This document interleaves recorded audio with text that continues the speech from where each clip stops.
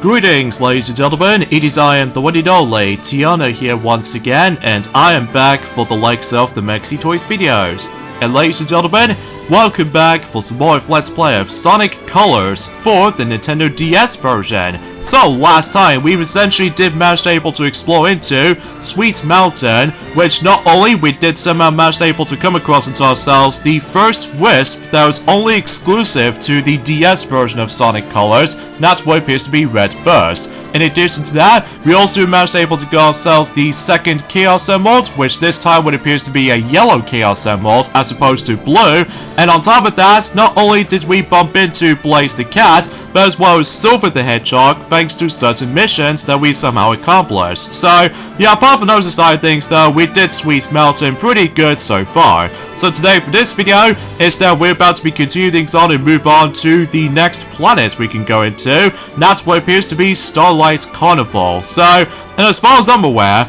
unlike the Wii version, including Sonic Colors Ultimate though, basically though is about the fact that you only come across into two Wisps in Journey Forms within Starlight Carnival, which there are Blue Cube and Green Hover Wisps. So, aside from all that stuff though, it may look like we're about to be coming across into our familiar Wisp from the console version. That's what appears to be none other than the Orange Rocket Wisp. So either way, once again we have to touch the Wisp before we're able to continue our story progressioning right here. So just to ensure for the fact that normally though, on the Wii version, including Sonic Colors Ultimate though, you're only able to actually come across into Orange Wisp during the forms within Sweet Mountain. And I suppose I completely forgot to mention about this actually, is that during the course within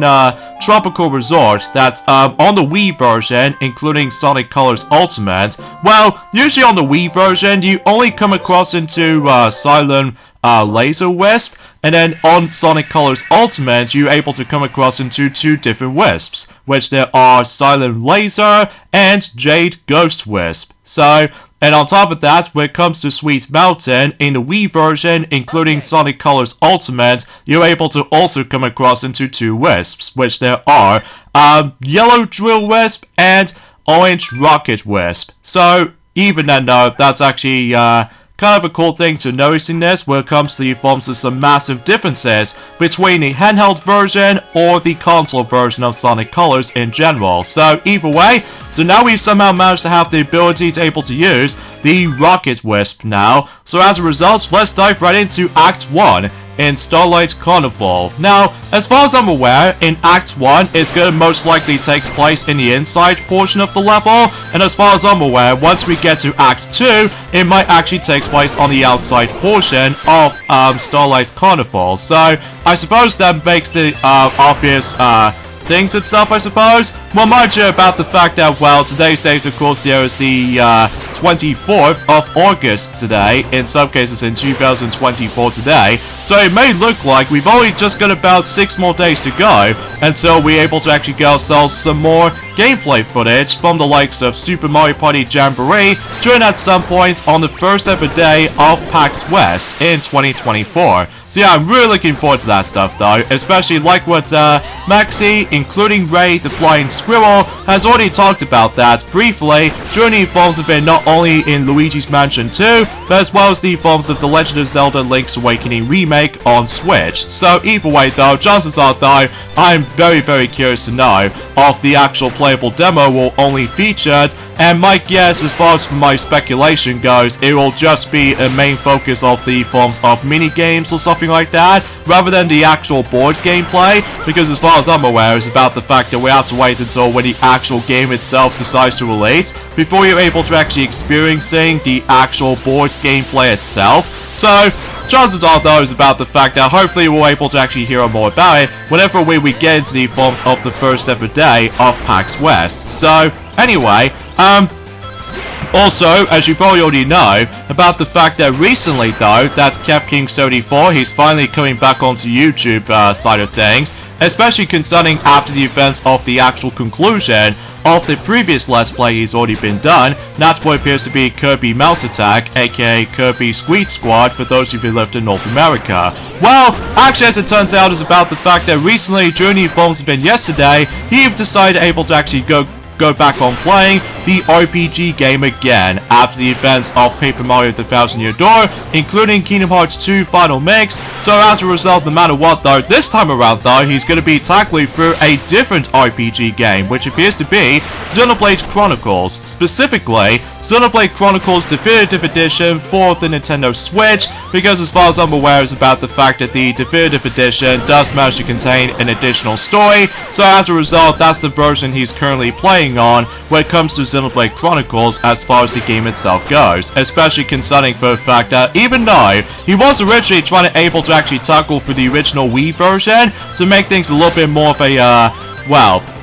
you know, just trying to able to actually go on to the original version as far as I'm concerned. But actually, as it turns out, it's about the fact that, like I said before, he's only going to be focusing on the Switch version instead, because of obviously about the fact that we'll have additional story. And on top of all that stuff though, for what I can tell, the graphics are much more superior than in forms of how it does it on not only on the Wii version, but as well as on the new 3DS version as well, which obviously makes it pretty much obvious, because obviously though with the actual graphics and stuff like that. So yeah, you get the idea for this point. So yeah, for the most part, that's as far as I can try to say about this, I guess. Although, apart from the fact that I felt it was a little bit insane about the fact that I just seriously can't even believe that he's going back into the RPG genres again after the events of, you know, Kingdom Hearts 2 Final Mix. Even though he did a platforming game for a while back, you know, ever since enduring forms of how the fact that he did tackle through Kirby Mouse Attack or Kirby Squeak Squad, for those of you who lived in North America, like I said before. But anyway, let's go ahead and tackle through the third special stage right there. And suffice to say, is about the fact that my guess is, when it comes to the forms of the actual color of the Chaos Emeralds we're about to be getting, my guess is about the fact that we're about to be getting the Grey Chaos Emerald, I'm pretty sure. Mind you, about the fact it has been about roughly 6 days ago since we've last played this game for sure. Well, mind you, about the fact that I'm pretty concerned about the fact that we've almost at the halfway point in terms of the entire progressioning of Sonic Colors on the DS already. So, suffice to say though, is about the fact that this game will be a lot shorter compared to the forms of how it does it not only for Sonic Rush, but as well as Sonic Rush Adventure, where it comes to the entire Sonic Rush trilogy of games on the DS, as far as I'm concerned. So anyway, although, something's worth mentioning though, actually though, is about the fact that I was expecting to try to able to actually just to do like a lot of edits to do when it comes to the forms of my capturing recordings of this game in particular, but I do have a lot of technical issues during the forms of in the past few hours. But thankfully though, the actual screen resolution is a little bit more fixed, so as a result though, there's nothing else I can really say about it. So anyway, there's also another thing I want to point out as well, is that yes indeed, I have decided able to actually go back on playing the good old classic Paper Mario games on my spare own time. Not only for Paper Mario for the Nintendo 64, but as well as Paper Mario The Thousand Year Door on the GameCube version this time around, because obviously though, I've already 100% everything on the Switch remake, which you still able to actually definitely recommend getting this Switch remake nowadays for Paper Mario The Thousand Year Door, but that's besides the point. In addition to that, with Super Paper Mario as well, because I feel like about the fact that I just love going back onto the classic Paper Mario games again, unlike the forms of how it does it for the modern Paper Mario games nowadays, that I've heard about the fact that a lot of Paper Mario fans out there do not seem to hopefully go back onto not only Paper Mario Sticker Star, but as well as Color Splash and even the Origami King nowadays, just because, well, the gameplay styles is just all over the place when it comes to 3 of those modern Paper Mario games these days. So, understandably so, especially concerning for the fact that, well, obviously that was about the fact that, what I can tell, that the previous 3 Paper Mario games in the classic era are much more superior when it comes to storytelling as well as the gameplay and all that stuff, but that's besides the point. So there we go, the third special stage is being accomplished. So yep, I was right, we somehow got ourselves the Grey Chaos Emerald. So either way, unlike the forms of how it does it in Sonic Rush, alongside with Sonic Rush Adventure, that we able to actually get ourselves the Yellow Chaos Emerald on the third special stage. So, and look at that, we got ourselves yet another S rank. So, there's a good thing about the fact that we're about to be grinding as many of those extra lives as we possibly could,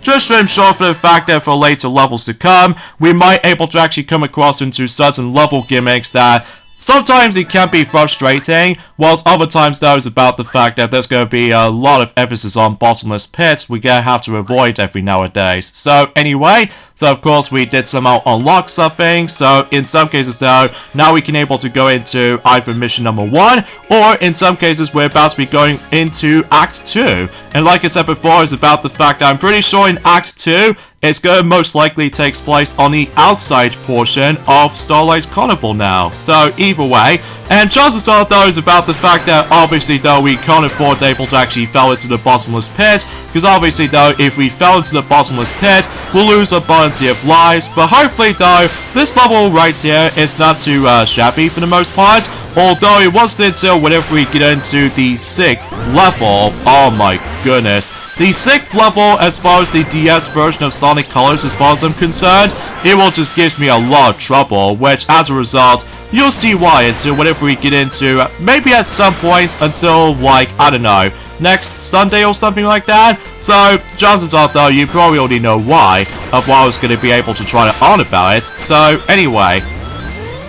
Also, as far as I'm aware, about the fact there's a good thing about the fact that you already know about the fact that Paper Mario The Thousand Year Door Switch Remake is nearly at 2 million copies sold in just about within a month. So as a result though, is about the fact that at least it's doing a really good success to Nintendo. So because of that though, yeah, that's something I honestly forgot to mention about this briefly. And also, as far as I'm aware, about the fact that when it comes to the forms of other topics worth noting for, is about the fact that, like what Maxi has already mentioned about this before, since in yesterday, when it comes to Luigi's Mansion 2, that basically though, recently we've actually got ourselves our brand new trailer for the likes of Sonic Cross Shadow Generations, and this time what appears to be by the forms of involving Doom powers. And let me tell you, I'm really still excited about that particular moment right there. Not only does it shows us some more Doom power abilities that we might able to actually come across into,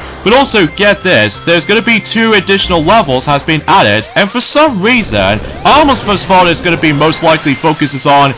2001 all the way up to 2011 as far as the actual level progressioning itself goes. Actually, I'll get to more now in a second, because it actually, as it turns out, we actually going on to the actual one of those parade stuff, as you can see. And kind of think about it though, this segment right there almost kind of reminds me of one of those levels in New Super Mario Bros. 2 that basically though you have to catch a ride on that specific floating ship or something like that. Although except the fact that unlike in New Super Mario Bros. 2, that entire game is incredibly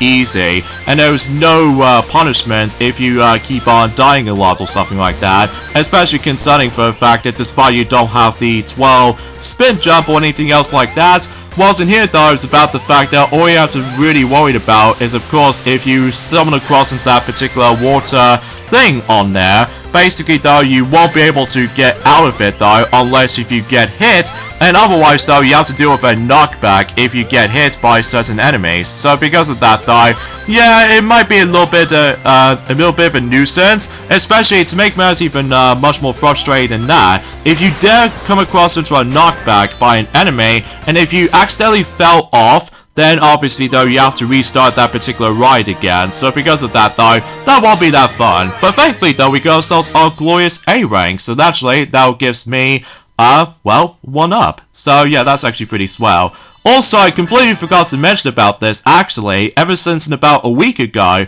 that actually, as it turns out, is about the fact that you guys know about the fact that Tropical Resort on the DS version, that particular level technically will make its return from the likes of Sonic Generations, specifically the 3DS version of Sonic Generations. So yeah, I just want to classify for mentioning about that, especially concerning for the fact that I totally forgot to mention about that until now anyway. So anyway, so before we take on the next boss in the game, we need to deal with some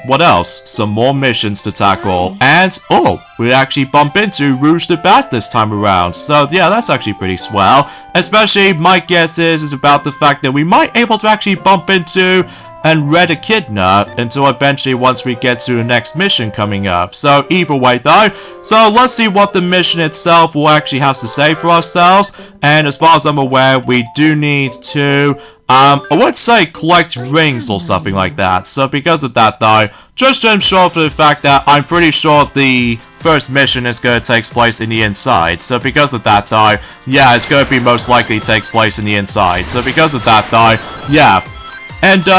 back into what I was saying about the forms of Sonic X Shadow Generations trailer I was on about. Well, basically though, it's about the fact that it actually shows us about the fact that, like I said before, it shows us some more moves for the sake of the forms of Doom powers. So I think they somehow listed about a grand total of 5 Doom powers as far as I'm concerned. Like one of them is actually by the forms of Doom Spear, and there's also Doom Blast, Doom Morph, and Doom Wing, and finally Doom Surf. And I believe, fundamentally speaking though, it's about the fact that Doom Morph kind of reminds me like a similar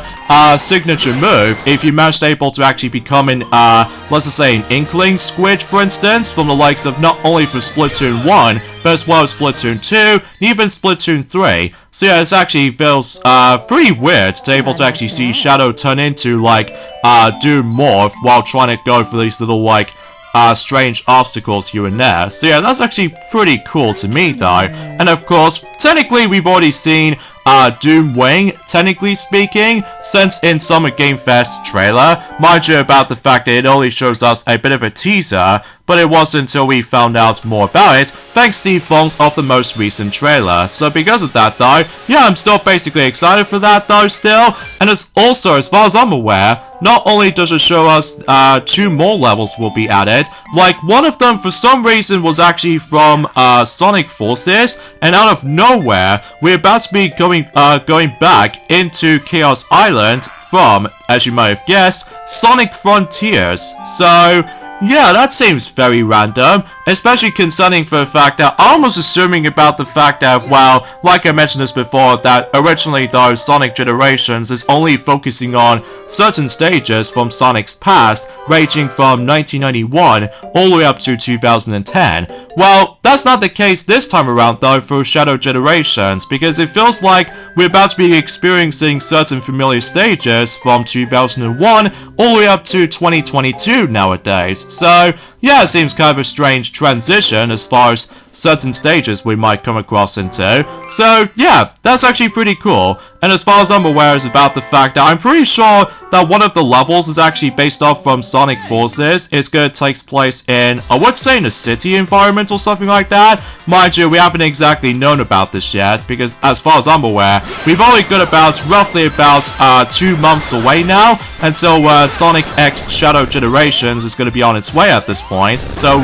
anyway, so let's go ahead and move on to the next mission right here. And this time what it appears to be, we got to defeat all of these enemies right there. And fundamentally speaking though, I was right all along, because as a result we somehow bump into Knuckles the Echidna. So yeah, that's actually pretty swell, especially concerning for the fact that, well, obviously that was about the fact that, well, both Knuckles and Rouge are both considered this to be a treasure hunters. So makes a little bit more sense for the actual context after the events of Sonic Adventure 2 or anything else like that. So anyway though, and also, as far as I'm usually concerned with, that one of the bosses will make its grander return after 20 years ago. And that's what it appears to be. You never believe that who's gonna come back on Shadow Generations. And as you may have guessed, for those of you unaware, that the final boss in Sonic Heroes called Metal Overlord, speaking of which, is about the fact that, well, spoiler alert though, Metal Overlord is finally coming back on Shadow Generations, and I was like, oh my god, he's finally returning! Especially this time around though, it's now Shadow's turn to able to actually take on Metal Overlord, because originally though, back in Sonic Heroes, only Team Sonic, specifically, both Super Sonic, Tails, and Knuckles in their Super Bubble formation or something like that, can only deal with the forms of, you know, Metal Overlord. So yeah, it's actually pretty cool that we can actually face up against with Metal Overlord once again, except this time, like I said before, it's now Shadow the Hedgehog's turn, because as far as I'm aware, I'm pretty sure it's most likely going to take place in Final Fortress, just like the forms of how it does it in the 3DS version of Egg Emperor boss fight on Sonic Generations. So yeah, that seems pretty cool though. So I guess I get the strong feeling about the fact that so far we've actually come across into probably potentially 3 boss fights so far. I mean, what's next? They might able to actually add in Mephiles the Dark eventually. I mean, that would be kind of cool. And in fact, no matter what though, I'm pretty sure that as soon as when they try to reveal Mephiles the Dark as the boss fight in Shadow Generations, my guess is about the fact that it might actually take place in the Dusty Desert, I'm pretty sure. Or maybe Flame Core, I'm not exactly sure about this just yet though. But then again, we'll have to wait and see what happens, especially concerning I always keep on speculating on things, despite the fact that, well, obviously if you couldn't tell, I somehow accidentally failed on this mission, by the way. But that's okay though, because this level is thankfully a bit shorter compared to the forms of how it does it for collecting mostly rings, including defeating certain enemies and all that stuff. But basically though, in this mission right here, that obviously though is about the fact that we need to collect wisps, obviously. So because of that though, thankfully though, we don't have to worry about the false time limit based mission just yet, until, to be more specifically though, later on, that is. So either way though, so there we go, mission 3 is being accomplished. So either way though, yeah, nothing else I can really say about this, I guess. Well, apart from the fact that there's also another thing's worth mentioning for anyway, is that during the course of it, I would say in Gamescom or something like that, we're about to be getting the 4th entry of Borderlands. So yeah, Borderlands 4. So as a result, I'm pretty sure that Borderlands 4 is going to be most likely going to be releasing on the current generation of consoles, specifically the 9th generation of consoles, which are, you know, Xbox Series X/S, and even PlayStation 5, and as far as I'm aware, that game is also going to be releasing until 2025. So yeah, that's just going to be quite a interesting experience when it comes to reviewing certain parts like this. So also, as far as I'm aware, for I've noticing this already, that the Game Awards is going to be happening in this year, and this time it's going to take place in 12th of December this time around. So yeah, it's a little bit strange, especially concerning for the fact that I'm pretty sure the Game Awards is going to take place before the event of the 3rd Sonic movie, at least if I'm assuming so anyway. Well, mind you about the fact that we still have no idea when does the next first official trailer for Sonic the Hedgehog 3, the movie, will pop up. But then again, no, sometimes though, that we got to wait a little bit more longer than that. So either way, so we've now come across into the next boss fight, but of course, much like the console version, we might able to actually bump into that familiar scene where basically though Eggman decides able to demonstrate the mind control beam right here, right at Tails, and as a result though is about the fact that he's going to be able to take control of Tails right here, so to try to defeat Sonic in the process. So but either way, I'm sure enough that was about the fact that the actual mind control juice contraption will be easily run out, exponentially speaking though, just like the console version basically, except this time it's now going to be on character portraits as opposed to the actual cutscenes or anything else like that. So also, every time whenever you continue your story progressioning, if you couldn't tell on the bottom screen right here, basically though, every time when you do watch specific cutscenes, then obviously though is about the fact that so far we've actually come across into 3 wisps so far, ranging from White Wisp, as well as the Red Wisp and Orange Wisp, because every single time about the fact that if you come across into one of those wisps, then obviously though they're trying to hover around right near to Paul's press start to skip the cutscene. So, but anyways, here we go on to the next boss fight right here. And out of all the actual boss types in this version of the game actually has to offer, I'm not gonna lie that this boss type kind of feels a bit tricky sometimes, especially because concerning for the fact that we have to keep on running, first of all, and second of all is about the fact I feel like that most of his attacks can be annoying to dodge sometimes, but thankfully though, if you try to able to actually boost right at those specific containers that does manage to contain one of those wisps that you can able to release from, then obviously though you can able to deal the ridiculous amount of damage to that particular boss right here. So yeah, that's actually pretty swell. And also, as far as I'm aware, is about the fact that speaking of which though, when it comes to like going back onto playing through the GameCube version of Paper Mario The Thousand Year Door, actually, I've somehow managed able to reach into the final chapter so far on the GameCube version, which appears to be Chapter 8, and obviously that was about the fact that I'm having a lot of fun time so far, especially concerning for the fact that obviously that was about the fact I still need to able to try to able to get every single badges as far as I'm concerned, but maybe in another time, and